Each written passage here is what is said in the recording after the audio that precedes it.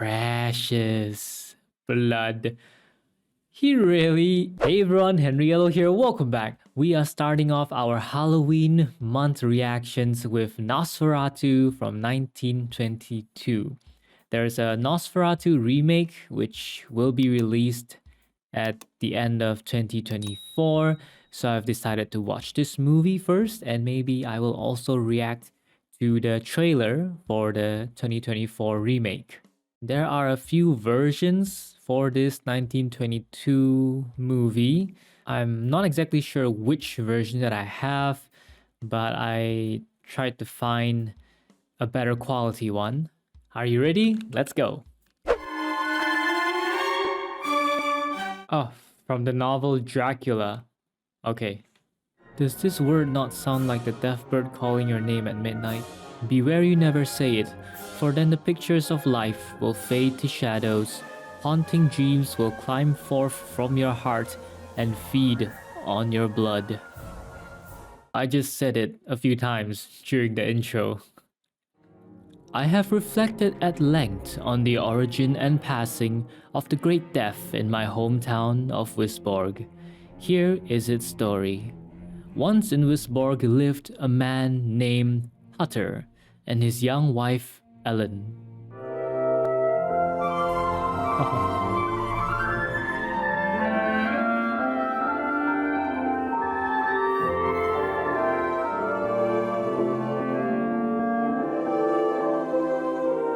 There was an estate agent named Knock, about whom all sorts of rumors circulated. The only thing for certain was that he paid his people well. What language is that?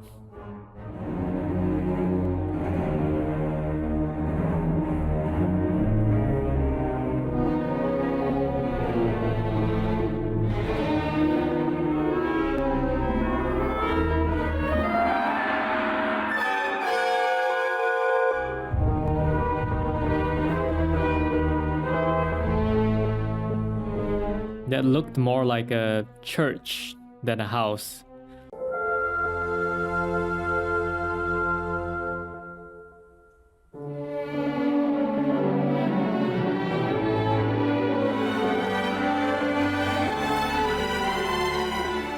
Thus, Hutter entrusted his anxious wife to the care of his friends, the wealthy ship owner Harding and his sister.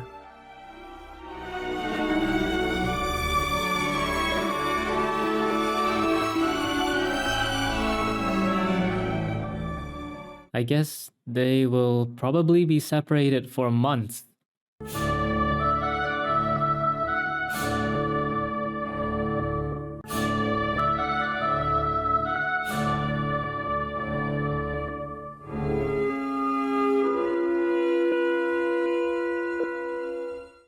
Werewolf? That looks like a hyena. It's dangerous, but cute. The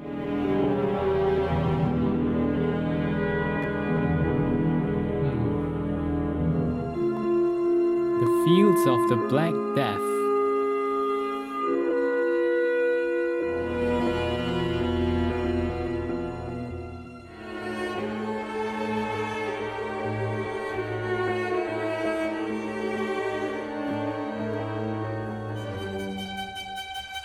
What happened to the horse? He started his journey with his own horse, right?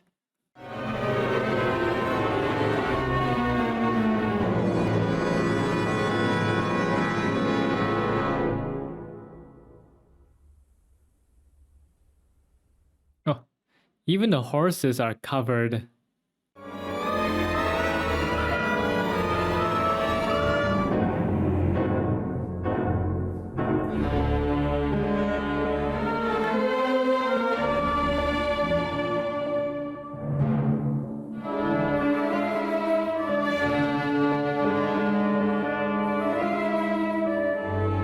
Oh, this is Count Orlok? I thought that the driver earlier was Count Orlok himself. Apparently not.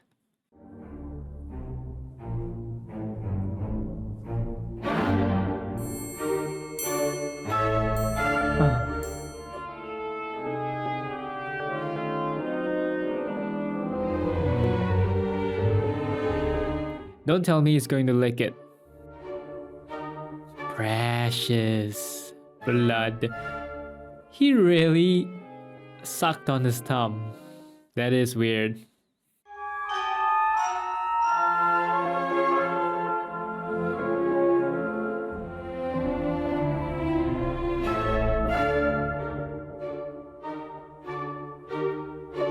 As soon as the sun rose, the shadows of the night retreated from Hutter.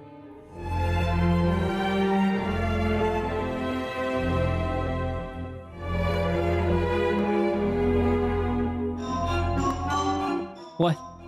Did he get bitten? If you're bitten, doesn't that turn you into either a minion or a vampire? Or maybe not.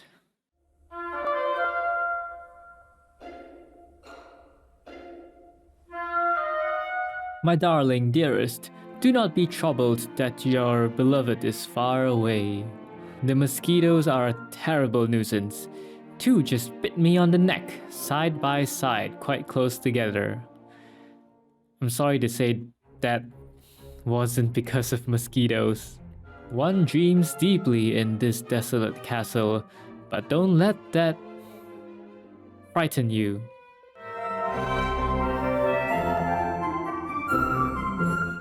Wow, the mailman also comes by here.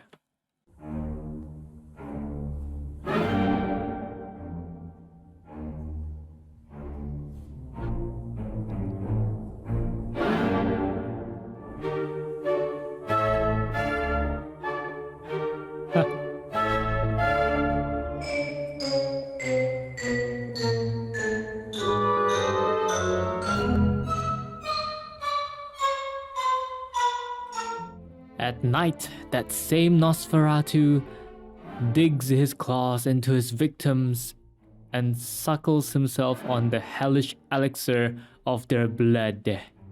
Beware that his shadow does not engulf you like a demonic nightmare.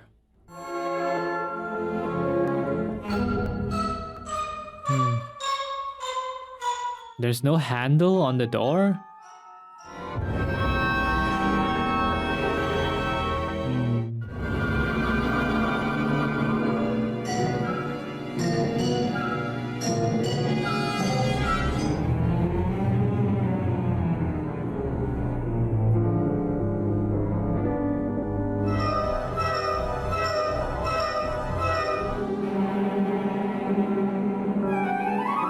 God, for a moment I thought she was floating, levitating.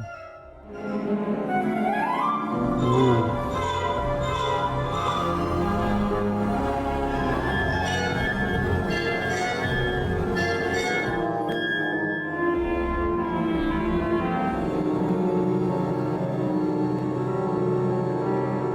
Is Hutter dead?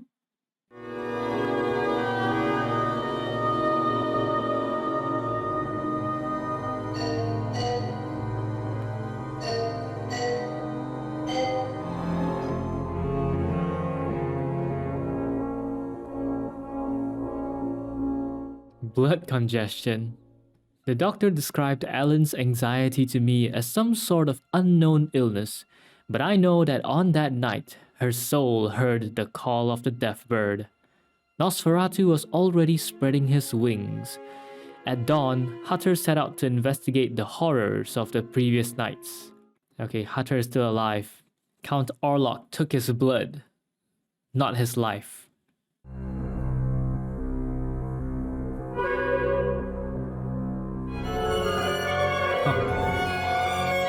A coffin.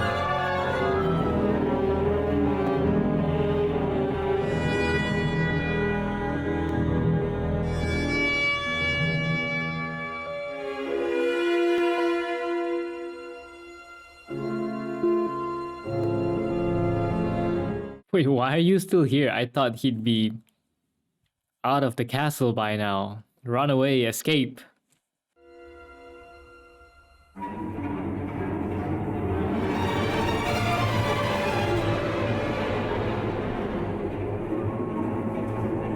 Oh, he can make things levitate. So he has telekinetic powers?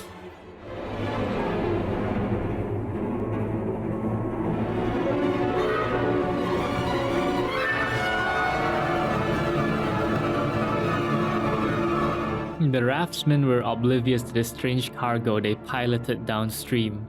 Who told them to bring the cargo? I thought Count Orlok should at least have a minion to help him with things when it's morning.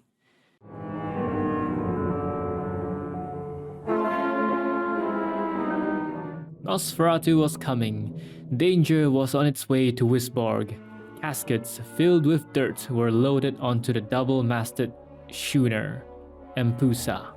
Oh, I see. Those coffins were filled with the dirt from the fields of death, which Count Orlok requires.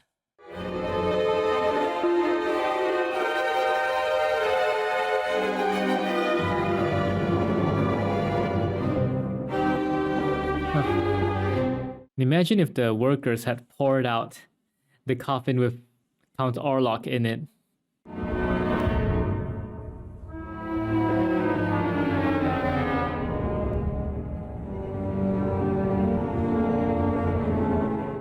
Not really. As the predator Nosferatu approached, it seems that the estate agent, Nock, had already begun to fall under his spell.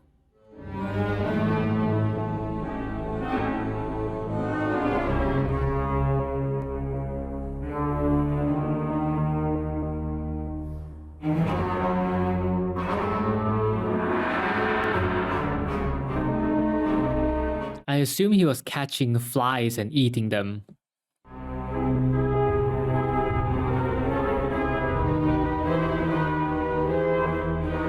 If Count Orlok could put a spell on Nock, why didn't he put a spell on Hutter?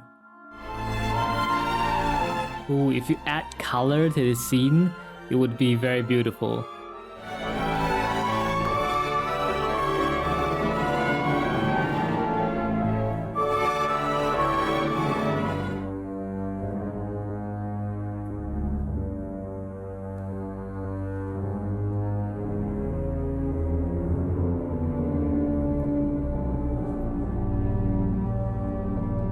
Kinda wonder how they took this shot. They probably sat on another boat and...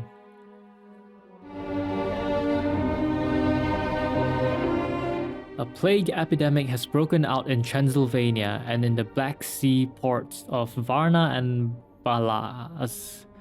Masses of young people are dying. All victims appear to have the same strange wounds on their necks, the origin of which is still a mystery to doctors. The Dardanelles have been closed to all ships suspected of carrying the plague. It's Count Orlok. I'm surprised he didn't kill Hutton.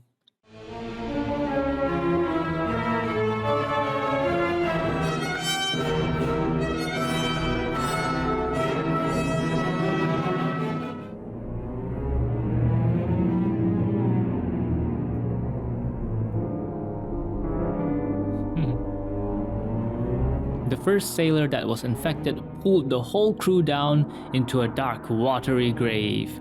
By the light of the sinking sun, the captain and first mate said goodbye to the last of their comrades.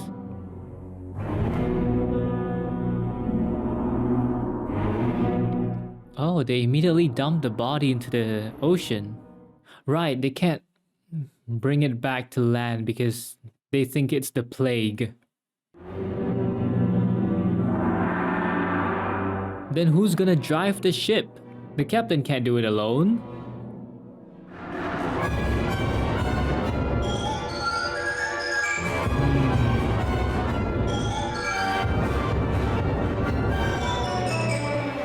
He had an axe. Why didn't you strike him with the axe? Oh, then again, Count Orlok wouldn't die from that. And he killed himself.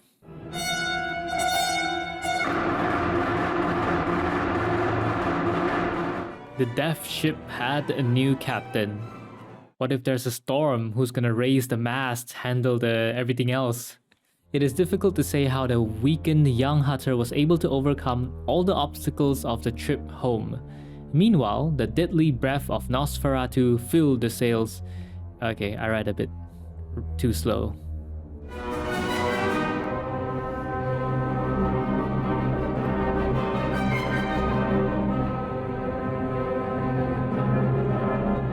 Count Orlok could choose so many other beautiful young ladies who are closer to him, but he wants Ellen.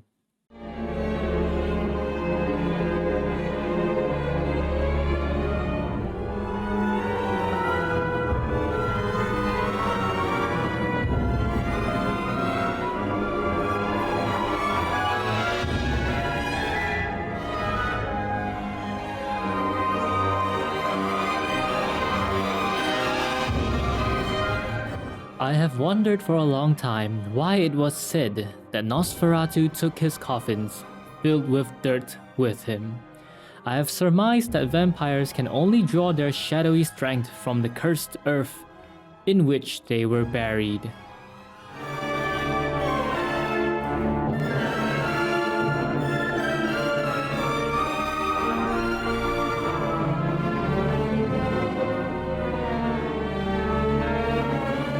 It's impressive that Hutton actually made it all the way back at the same time as Count Orlok.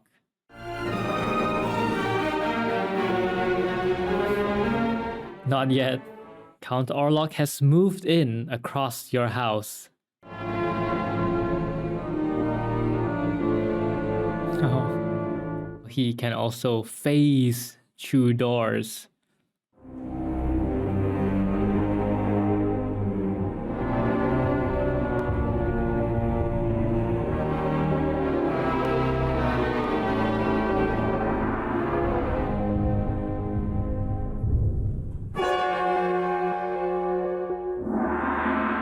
Plagues are very dangerous when you don't know how they spread.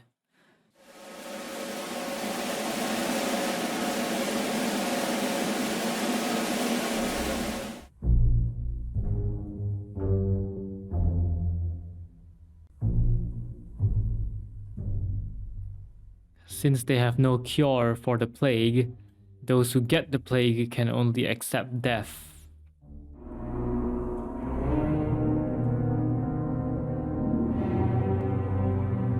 That means the person has died from the plague? It's impossible to defend against Count Orlok when he can just pass through walls and pass through doors. Hutter had made Ellen promise not to touch the book, which had caused him to have such frightening visions, but she found its strange force irresistible.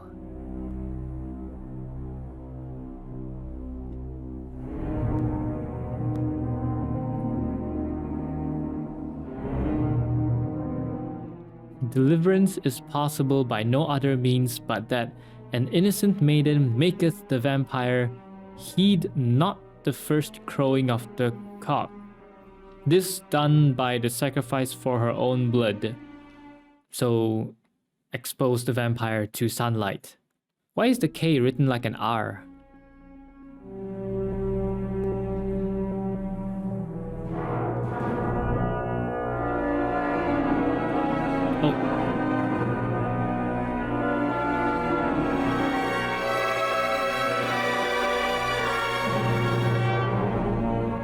Fear lurked in every corner of town. Who was still healthy? Who was sick?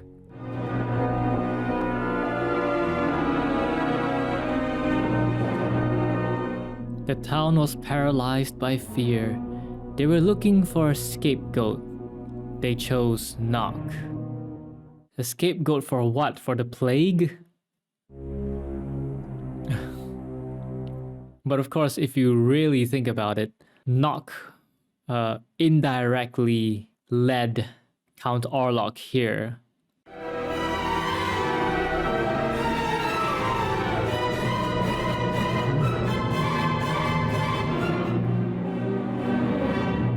Ich liebe dich. Yeah, I love you.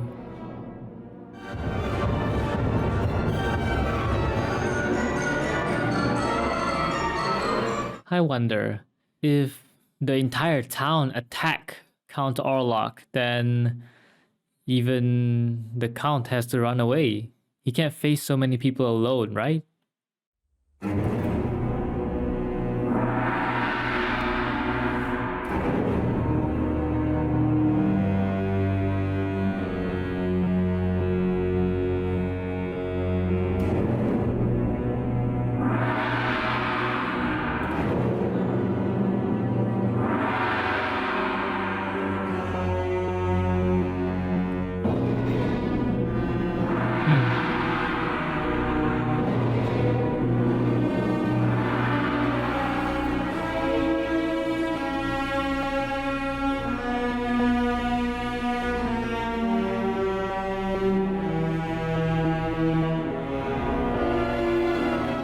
She purposely led Hutton away.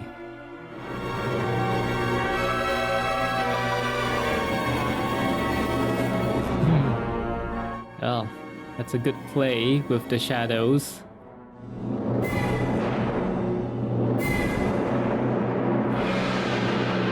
Ooh.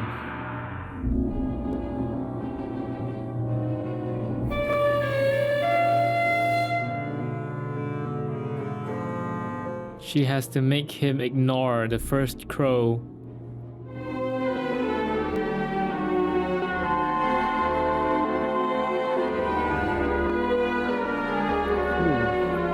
Nock is really stronger than he looks.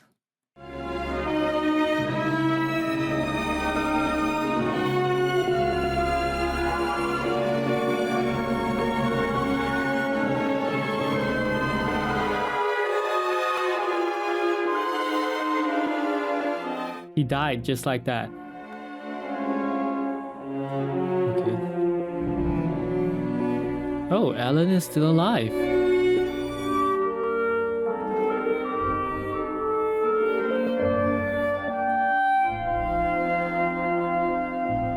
Oh. And the truth bore witness to the miracle. At that very moment, the great death came to an end, and the shadow of the death bird was gone, as if obliterated by the triumphant rays of the living sun.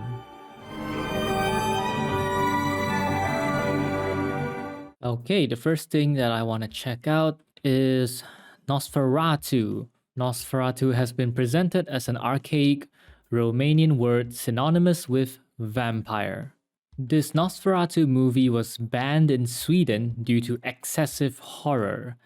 The ban was finally lifted in 1972. It took 50 years to lift the ban. All known prints and negatives were destroyed under the terms of settlement of a lawsuit by Bram Stoker's widow. Nosferatu was made unlawfully, ruled illegal in a lawsuit, and technically remains illegal to this day. It was nearly deleted from history because of copyright infringement. To think that certain footage of it survived until now and was recovered and restored so that we could still watch it. But basically they're saying that it is a rip-off from Bram Stoker's original story, Dracula. Well then, regarding Count Orlok himself, he seems to have a lot of vague powers, such as his ability to phase through doors, his ability to just go through walls, and then he had telekinetic powers. He can move objects without touching them. He can put people under hypnotic spells. Somehow he made Nock his servant. I'm assuming that Count Orlok has never met Nock face to face, but somehow through such a huge distance, he was able to influence Nock. So yeah, I'm not really sure what exactly are the depth of his powers. I do have some questions, such as why didn't he just kill Hutton before leaving the castle? He could easily do that. I'm sure he didn't need blood every night, because before Hutton went to visit him in his castle, he lived very remotely. He probably doesn't even drink blood every night. Maybe after seeing Hutton's wife, Ellen, her picture, after he travels out of the castle, he started seeing a lot of food and he got greedy. And so he started killing left and right, drinking blood here and there.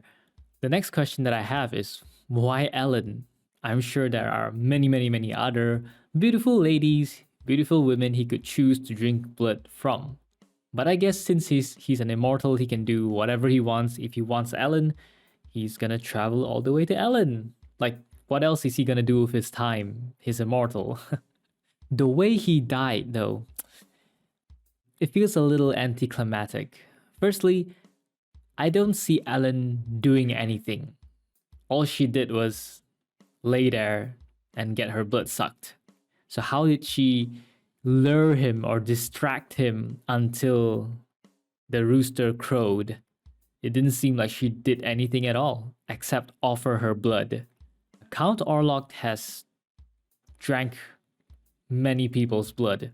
I was gonna say Count Orlok has sucked off many people, but that sounds pretty wrong. So, I mean, Count Orlok has drank a lot of blood. So, how could he be distracted by one more person's blood? Even if she is an innocent maiden, I'm sure this is not Count Orlok's first innocent maiden. So, yeah, I think the way Alan killed Count Orlok was a bit anticlimactic.